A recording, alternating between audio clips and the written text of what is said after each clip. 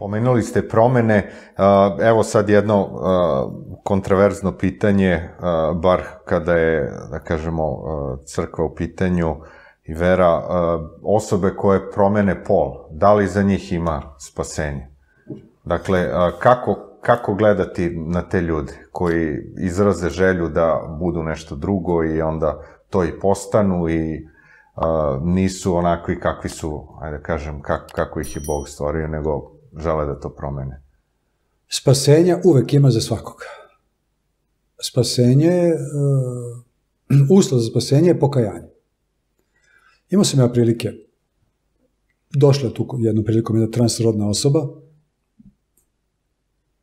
i tvrdila da se pokajala. Znači, ta osoba je bila muškog pola, pa je prešla u ženski pol. I sedeli smo, pričali smo i, da kažem, ona, pošto je ona sada ona je priznala da se pokajala. Ali da bi bilo besmisleno da radi drugu operaciju, se vrati u muško. Da ona tako sad se bavi tako nekim humanim radom, tako pomaže tim nekim osobama koje ne znaju ni ko su, ni šta su. Odlazi u crkvu, čak ima blagoslov se pričešćuje, jer se pokajala. I ja verujem da će Bog oprostiti. Prosto, na to ime ljudi svašta urade.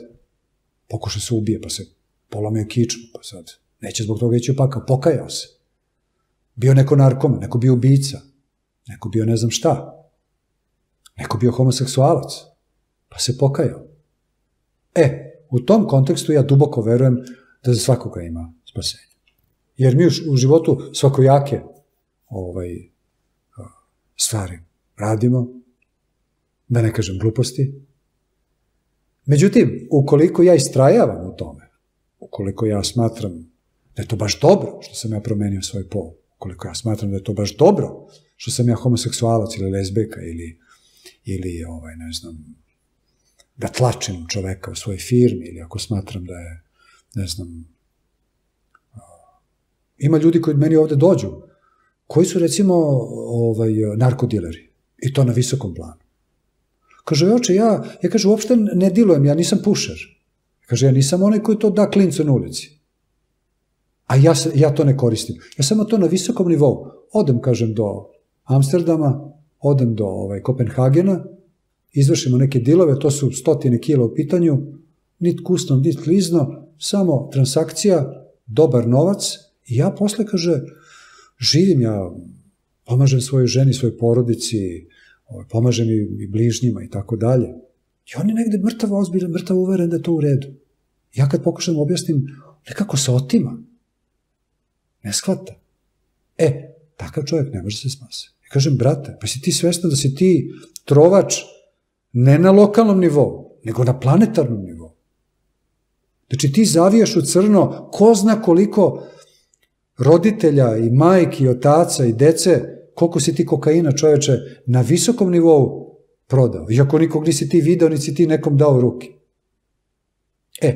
Takav ide na dno pakla. Ali ako se taj pokajao, rekao i kaže, ne, ja sad prestajem, bez obzira što će možda ta neka šema da me juri, bez obzira što neću imati da otplatim kuću koju sam uzeo na kredit, ja to prestajem, makar me upucali, jer znam da ja na taj način, znači, svoju dušu vodim u pakao. Tako i sve ovo ostalo. I te promene polova, i to ludilo, sve je to neka vrsta paranoje. Sve je to neka vrsta sumanutog poremećaja mišljenja. Jer kada demon ubaci pomisao u glavu da će ti biti bolje, a muškarcu da legne sa muškarcem, i on to prihvati da je to super, to je jedna vrsta psihotičnog poremeća, to je jedna vrsta paranoje. Znači, za nešto što je nerealno, ti misliš da je realno. I nikome ne može ubediti da je Bog njega tako stvorio i da je tako prirodno. To su ozbiljni mentalni poremećaji koji treba da se leče. Treba da se ozbiljno pomogne tim ljudima. I ukoliko se pokaju, i ukoliko padnu neki put, i ispovedaju se, i gorko se kaju, ja duboko verujem da njima ima spasenje. I da treba da budu članovi crkve. I da se povremeno pričeste kad duhovnik odredi. Ukoliko jedno duže vreme nisu u grehu i tako dalje. Jer ako ih potpuno odbacimo, njima nema spasenja. Ali ako se nije pokajao,